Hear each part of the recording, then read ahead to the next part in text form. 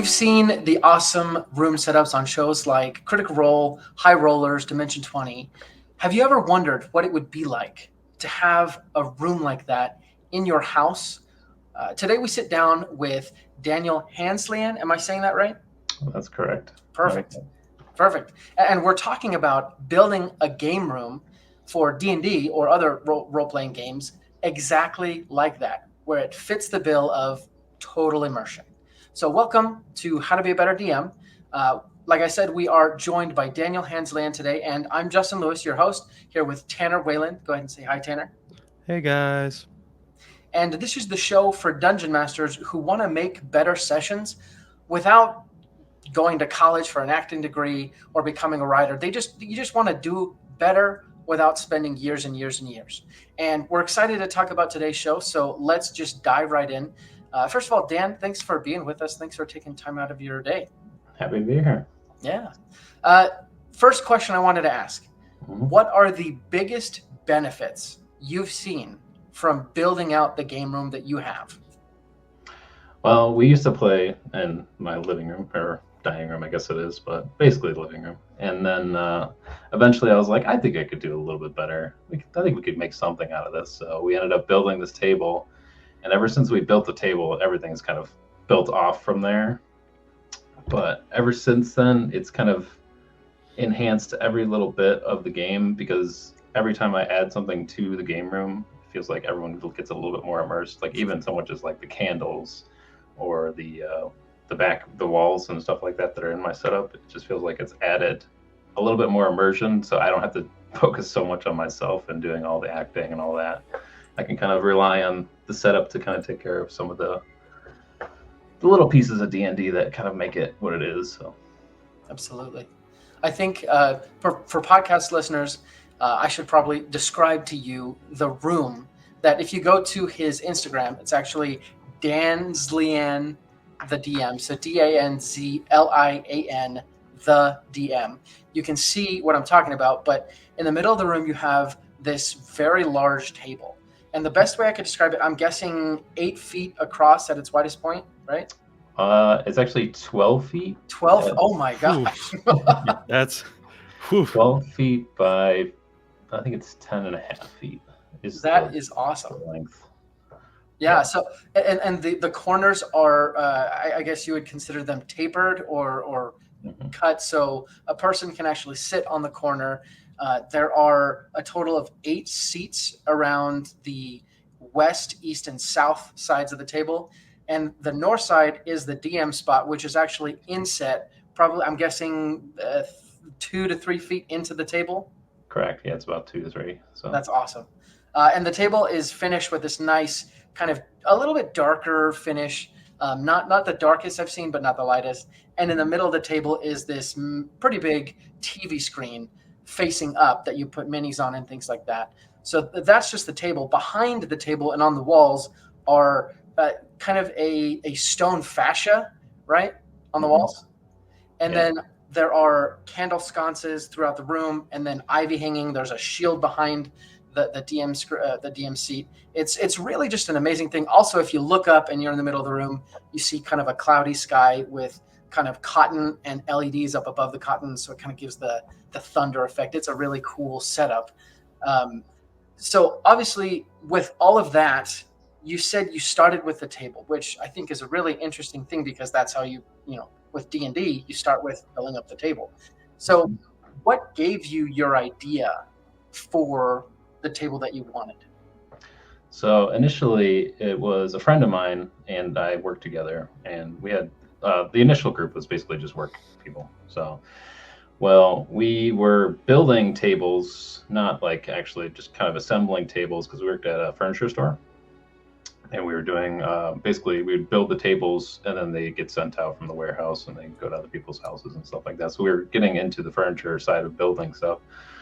And we're like, we could easily build something like this. It's not like that much. A couple screws here, a couple bolts, shave down the edges, a little bit of sanding. But so he kind of kept giving it in like my head. I'm like, we could definitely do it. We could definitely do it. So we kept bouncing off ideas. We ended up getting, initially we grabbed some blankets and then laid them out on the floor in my basement and kind of the shape that we were looking to get. And I'm like, I saw a lot of tables online and no one really had a way that everyone can see like the center of the screen evenly. And that was like the biggest selling thing for why we went the table we went with. So, but the whole process of building it probably only took about a week, but the planning took probably at least 3-4 weeks of just kind of deciding what we wanted. So, but that was the initial idea, was just to get the table going. And then after that, I was like, this is probably good enough. But then I was like, I think I could do some of the walls. And then I was like, I think I could do something with,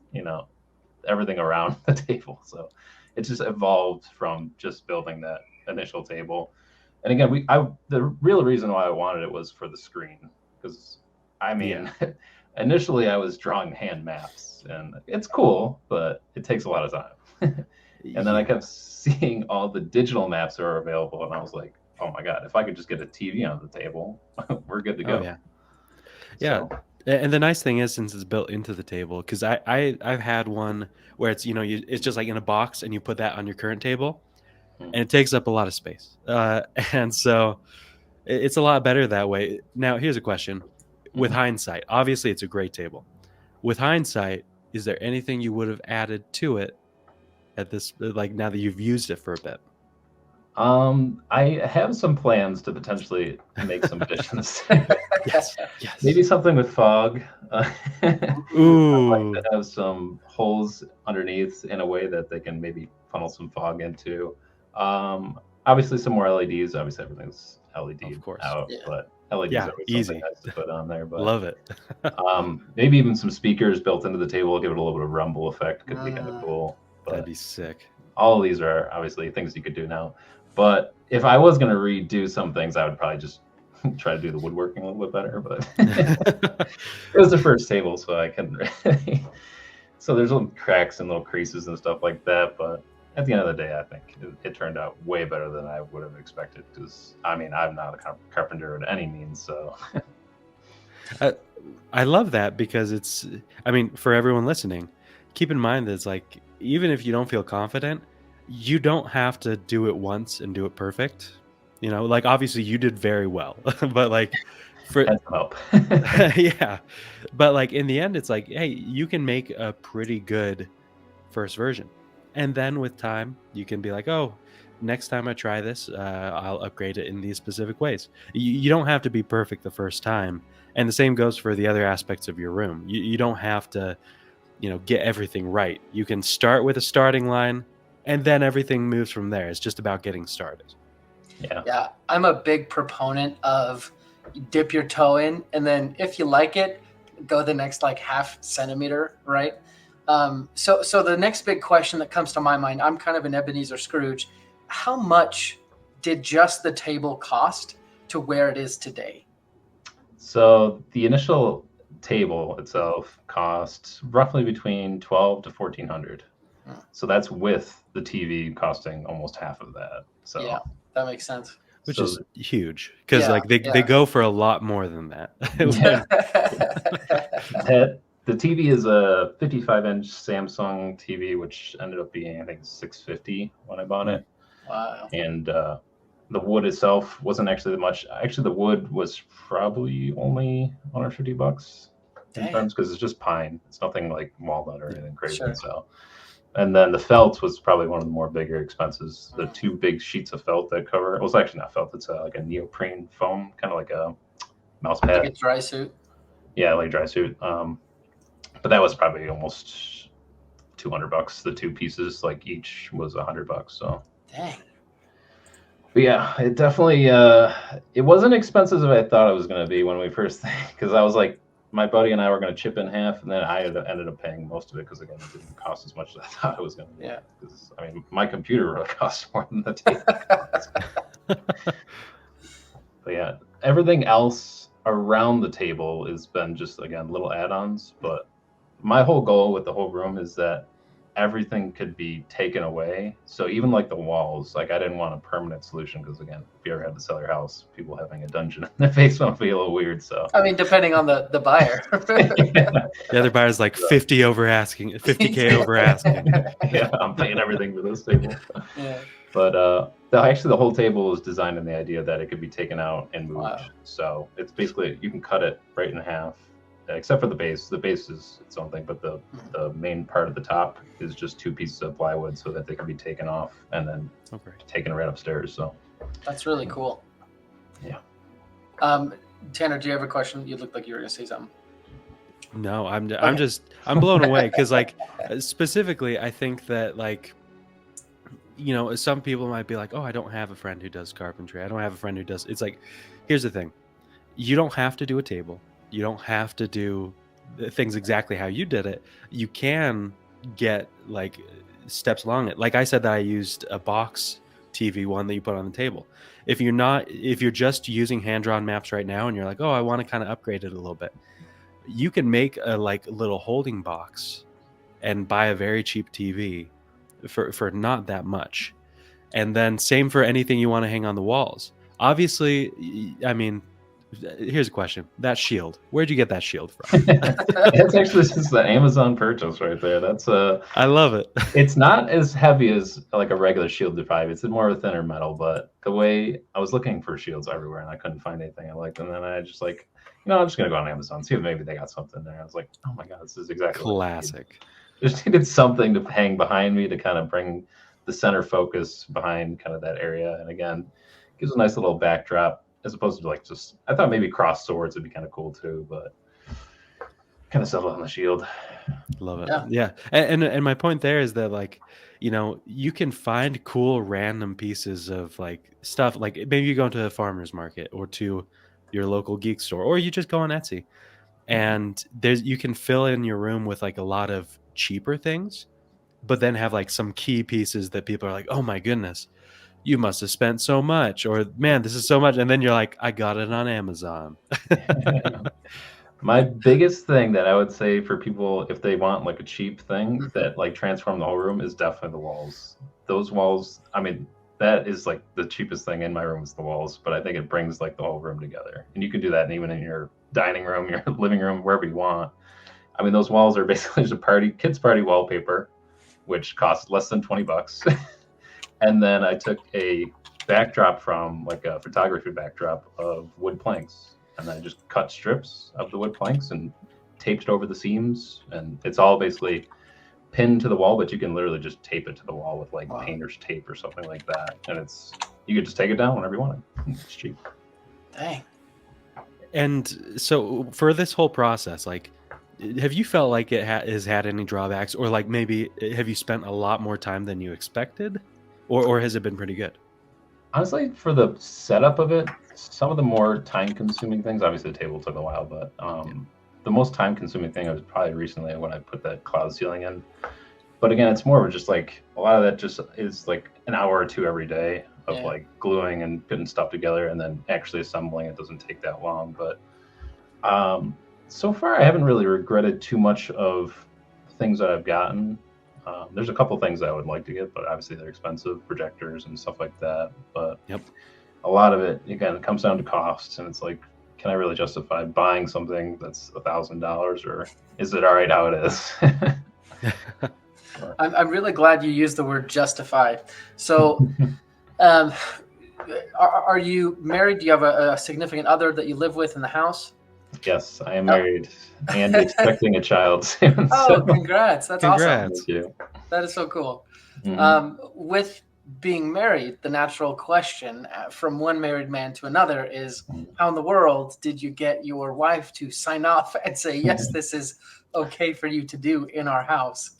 Luckily, she's actually a pretty big gamer, and I ended up convincing her initially to play with our group because we were missing some people. Not missing, but we only had a group of like 3, and I was like, you should just play with us. You're going to be there already. Might as well just hop in. And again, you like games, and she's big into like MMOs and kind of the same idea, build your character out and play it out. I mean, that's pretty much all D&D is. Make it what you want. So she's not as hyped as some of my other players are, but she likes playing. I think she likes the battles, and she likes the puzzles and things that come up with. But we actually met through gaming, so it kind of worked out that she is such a big gamer too.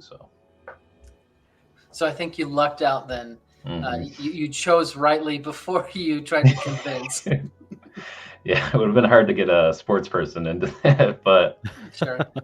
my brother actually is more of an athlete kind of sports person, and he is probably my biggest fan, like biggest component, wanting to do games all the time. And I'm like, I would never have expected you to be wanting to play this nerdy game with us, being like the big athlete jock kind of guy. But People surprise you. hmm You never know who's going to come out of the woodwork saying, I've always wanted to try that. The next question I want to ask is, out of everything that you've invested in, were there any things that you were maybe surprised at, kind of the lack of return, right? You thought that it would be a bigger payoff, and it was just kind of like, oh yeah, I got that, it's nice, but I was maybe expecting a little bit more, things to stay away from, essentially. That's a good question. I haven't really found too much that's been like it's a big expense. Mhm. I try to keep things lower cost. I really honestly need to get more into 3D printing because I bought two 3D printers and there's so much like you do with it, but I feel like it's such a daunting task sometimes to like sit down and actually put it together, like Yep. put together what you want for your game. So in terms of cost, they probably one of the more expensive things that I don't use as much as I probably should. Yeah. So No. it's definitely good to have, like if you're just want to build terrain for a lot of it, but in my opinion, it could be used more. If you're into that kind of thing, go for it. But if you're just like, I might use it, I probably would stay away from it in terms of like cost to what you really get for it, because it's Yeah. a project. Yeah, and kind of speaking of the project element of it all, I could see a world where you just made the table, and then you're like, "Oh, good enough." Like, what kind of helped you keep the ball rolling, so to speak, and like continue to look for ways to upgrade it? It's actually just the players. I feel like every time I see them come in and they see something new, they're like, "Oh my god, this is crazy!" Like when I just unveiled, I think it's been a month or two since I unveiled the ceiling. When they saw that, they're like, "Oh my god, what the? I can't believe you made the ceiling!"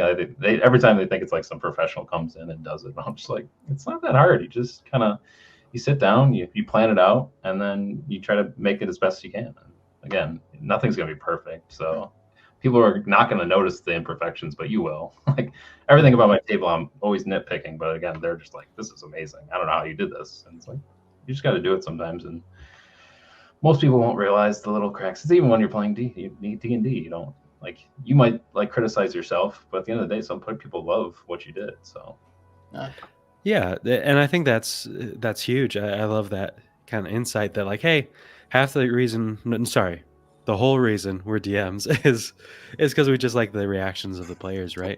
Like if you're going to spend that extra amount of time thinking about how to role play something or even drawing a map even before you have any of that stuff, you're doing it because you're like, oh, I want this to hit harder with the players.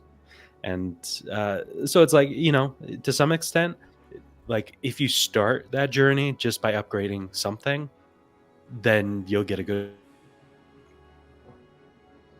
We'll get a good what? We'll get a good what? maybe on the edge of your seat.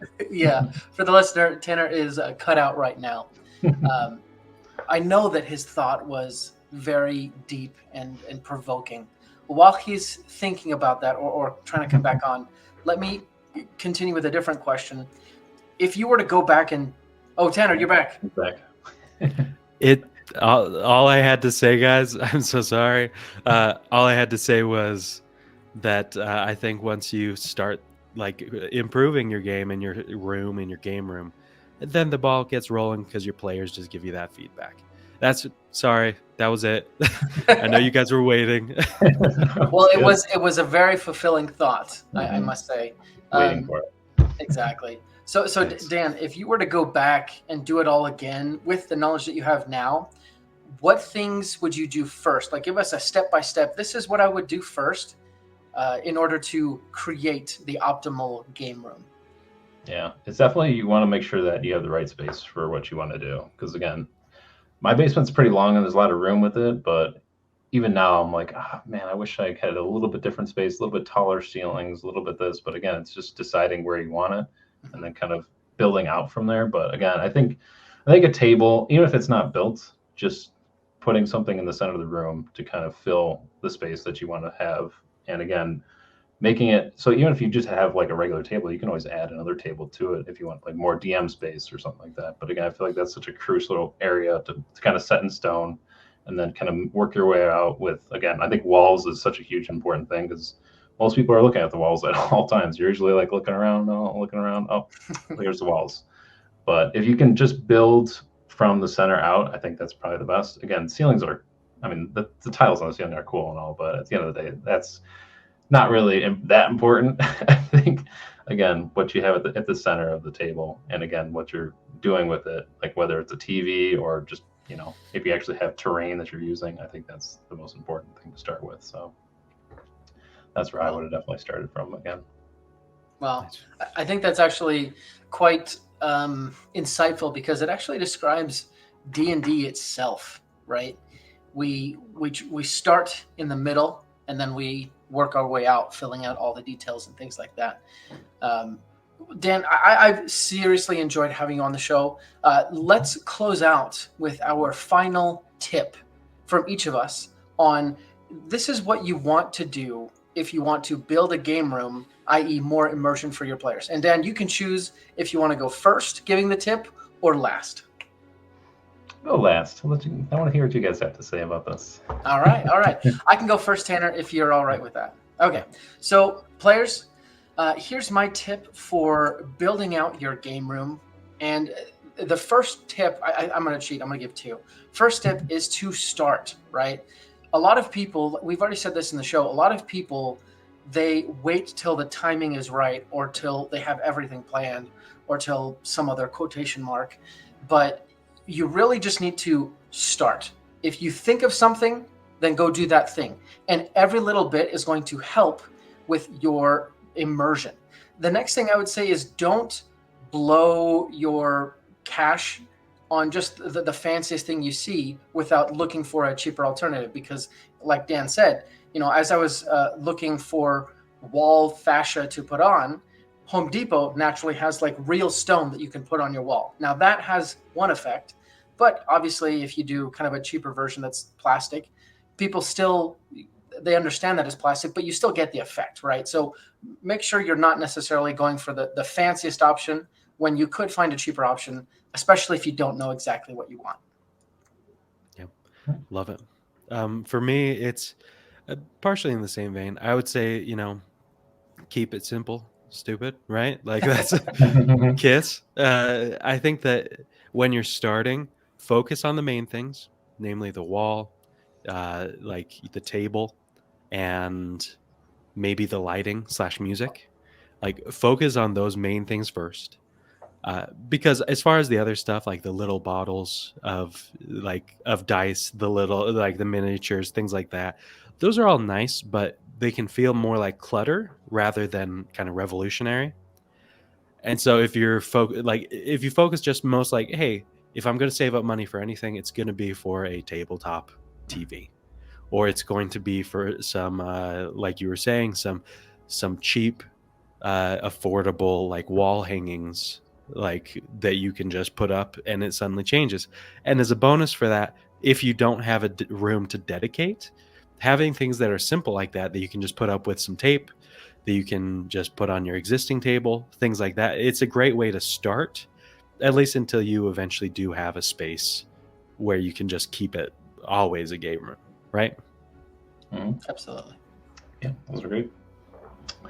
So for me, I would say just to kind of envision what you want from the start, because again, it's harder to move around things once you kind of already started placing things. It's easy to, like you said, buy things and just kind of fill your room with a bunch of stuff, but it's good to have an idea of what you kind of want it to look like at the end. And if you start with that and kind of work your way from like the smallest piece until you have like a giant piece. Like again, I have all these ideas for little things I can add onto my room, but at the end of the day, like if I don't have say the funds or the time or something like that, you don't want to like jump all in. I gotta have everything right at the start.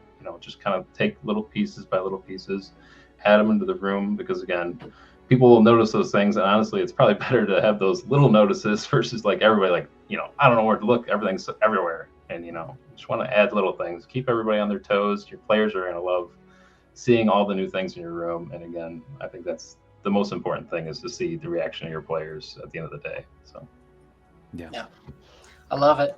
Honestly, this conversation has gotten me excited, thinking of how can I make my game room that much better.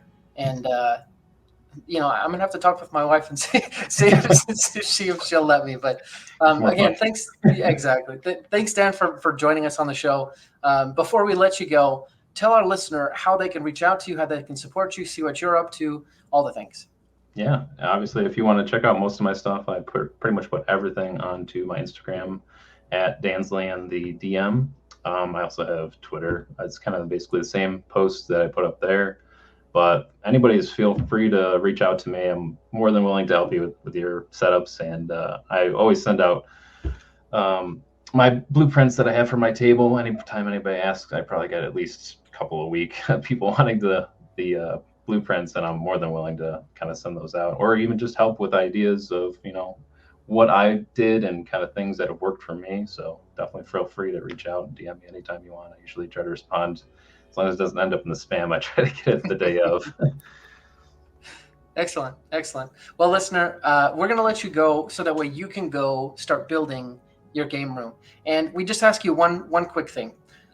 As you do, make sure you take pictures and send it to us so we can glory in the game room you're building, even if we're not necessarily at that point quite yet because of wives or whatnot. But send us pictures. Let us know how it's going for you, and let us see the cool things you're up to. Until next time, let's go ahead and roll initiative.